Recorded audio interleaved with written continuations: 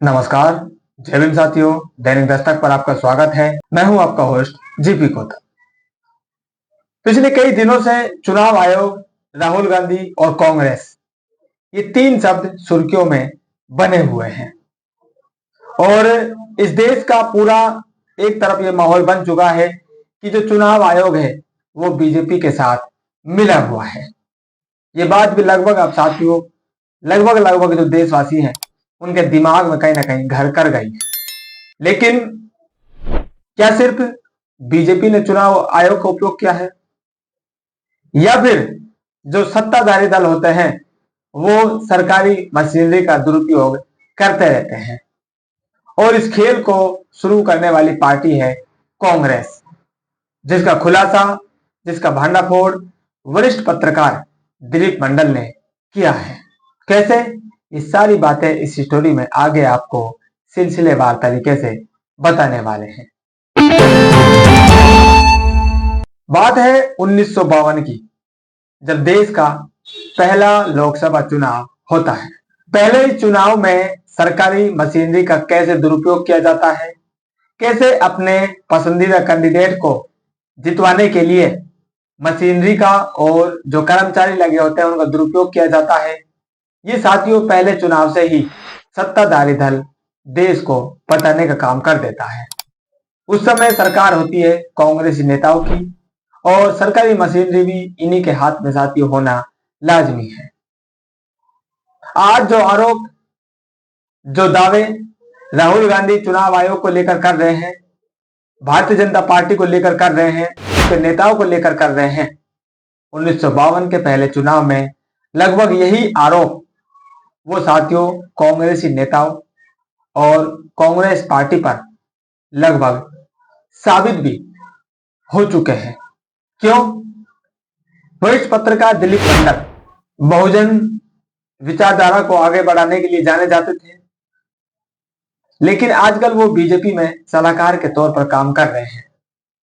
उन्होंने साथियों कांग्रेस पार्टी का ये जो काला सच कहें या काला इतिहास कहें, इसको देश के सामने लाने का काम किया है।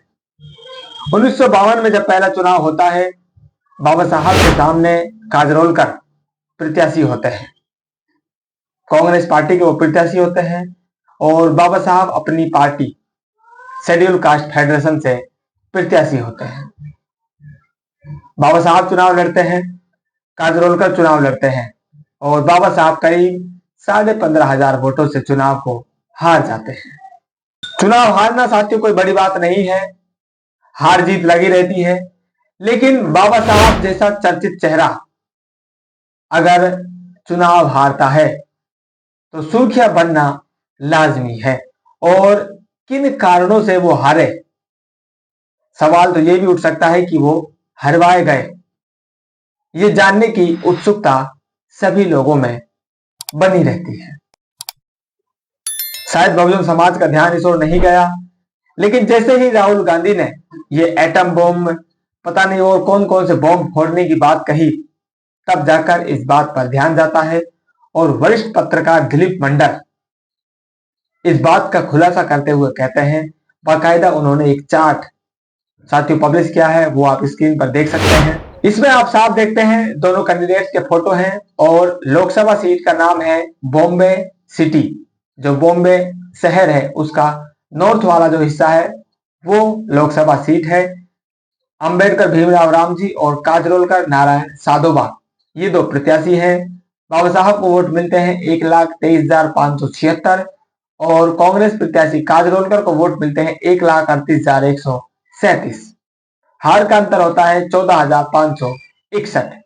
यहां पर साथियों जो बड़ा कारण बनता है और जो दावे और आरोप राहुल गांधी लगा रहे हैं वो कहीं ना कहीं साथियों उनके ऊपर ही आ जाते हैं। क्यों? क्योंकि खारिज किए गए जो वोट हैं वो हैं 74,333।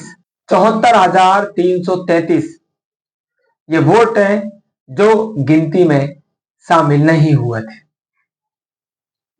लगभग 75,000 वोट साथियों, उस समय जनसंख्या बहुत कम थी, तो बड़ी संख्या में 75,000 वोट साथियों गिनती में ही शामिल नहीं किए गए। तो सवाल तो उठना लाजमी है कि क्या बाबा साहब को कांग्रेस ने हरवाया था?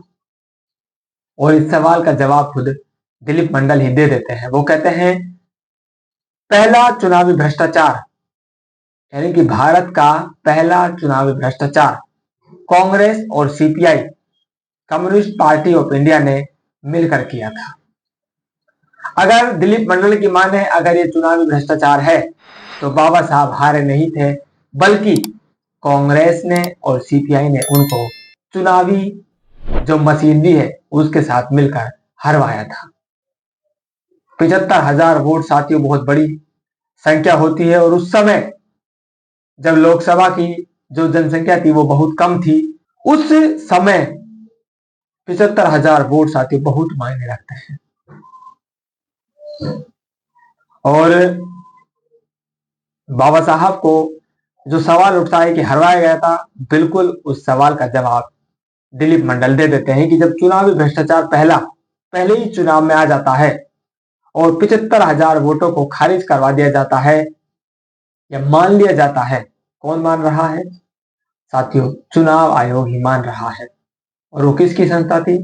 भारत सरकार की। और भारत सरकार कौन चला रहा था? कांग्रेस पार्टी और उसके नेता। जब राहुल गांधी सत्ताधारी दल के साथ इलेक्शन कमीशन का जो संबंध है वो बता सकते हैं, उसको वो सच मान रहे हैं, तो इस बात को क्यों ना सच माना जाए कि कांग्रेस पार्टी और इलेक्शन कमीशन का 1952 में भी संबंध मजबूत था और कांग्रेस ने जानबूझकर बाबा साहब को काजोलकर से हरवाया था। बात साथियों यही नहीं रुकी थी। अगर ये धांधली नहीं होती तो बाबा साहब इसके खिलाफ चुनाव आयोग नहीं जाते। आगे वो कहते हैं, 21 अप्रैल 1952 बाबा साहब 18 पेज की एक याचिका भी दायर करते हैं। वो याचिका में क्या लिखा हुआ है वो साथियों आप इस स्क्रीन पर देख सकते हैं। 18 पेज की याचिका बाबा साहब अपनी हार के खिलाफ चुनाव आयोग को दायर करते हैं। अगर उनको धांधली का संशय नहीं होता, उनको भ्रष्टाचार नहीं लगता, तो बाबा साहब जैसे बुद्धिजीवी इस तरह के पचड़ों में साथियों कभी नहीं पड़ते। उनको ये लगा, उनको ये मालूम हुआ, उनको ये विश्वास हुआ कि मेरे साथ चुनावी धांधली की गई है और मुझको जानबूझकर हरवाया गया है, इसलिए ही उन्होंने इसके खिलाफ कदम उठाने की कोशिश करी और प्रयास किए।